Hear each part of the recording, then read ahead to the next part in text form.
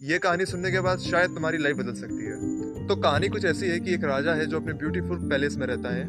उसके पास वो सब कुछ है जो एक आदमी सोच सकता है अपने सपने में, पर वो खुश नहीं है।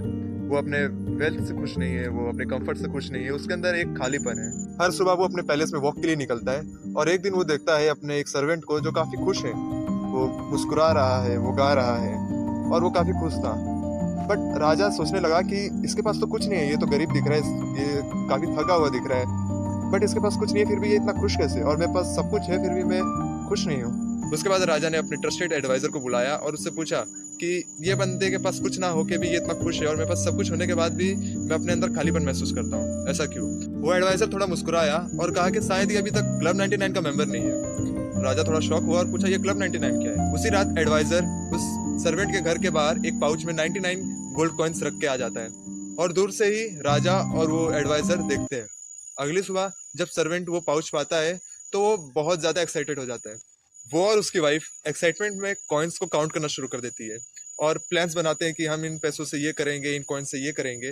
बट जब उनकी कैलकुलेशन कंप्लीट होती है तो वो देखते हैं कि ये तो सिर्फ 99 कॉइन है और वो सोचते हैं कि इसमें अभी भी एक कॉइन मिसिंग है, ये 100 नहीं है। उस एक कॉइन के लिए वो सर्वेंट सोचता है कि अब से मैं ज्यादा मेहनत करूंगा, ज्यादा काम करूंगा ताकि मैं उस एक कॉइन को पा सकूं और ये पूरे 100 हो जाए, उसके बाद मैं आराम करूंगा। वो दिन भर काम करने लगा, थक जाता था और कभी आराम नहीं करता था, बस उसके बारे में सोचता था, जिसकी वजह से उसके फैमिली पे भी इम्पेक्ट पड़ा। अब पूरी फैमिली ना कभी हंसती थी ना कभी खेलती थी। वो सर्वेंट जो गाता था वो भी बंद कर दिया।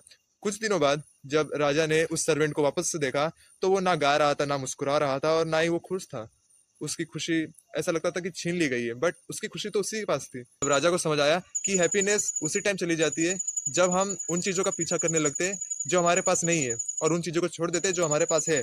एडवाइजर राजा को देखता है और कहता है, वेलकम टू क्लब 99। कभी कभी हम अपनी ही खुशी को तबाह कर देते हैं उन चीजों के लिए जो कि हमारे पास नहीं है और हमें जरूरत भी नहीं है। बट हम ये सोचते हैं कि शायद मेरी खुशी उस अगले चीज में है जिसके लिए मैं मेहनत कर रहा हूँ, जो कि होगी, लेकिन कभी कभी वो 99 भी इनफ होता है। बल्कि जो तुम्हारे पास अभी है तुम उसमें भी खुश रह सकते हो और उस चीज के लिए मेहनत कर सकते हो। तो कंक्लूजन क्या है स्टोरी का? जो भी तुम्हारे पास है उसके लिए ग्रेटफुल रहो, उस चीज की रिस्पेक्ट करो, क्योंकि जो भी तुम्हारे पास है अभी वो शायद किसी का ख्वाब होगा। तो तुम्हारे पास जो भी है उस चीज के लिए तुम ग्रेटफुल रहो। और दूसरा लेसन ये है, जब तुम अपने आने वाले दिनों के बारे में सोचना कम करोगे तो तुम प्रेजेंट में कुछ ज्यादा जी पाओगे। Happiness is real wealth, everything else noise. अगर तुम उस चीज के पीछे ये बोल के भाग रहे हो कि बस एक और, बस एक और, तो वो तुम्हारा एक और कभी एंड नहीं होने वाला। इंसान की चाहत कभी खत्म नहीं हो सकती है। वो कितना भी पैसा कमा ले उसे थोड़ा और पैसा चाहिए, वो कितना भी फेम ले ले उसे थोड़ा और फेम चाहिए, और वो कितना भी जी ले उसे और जीना है।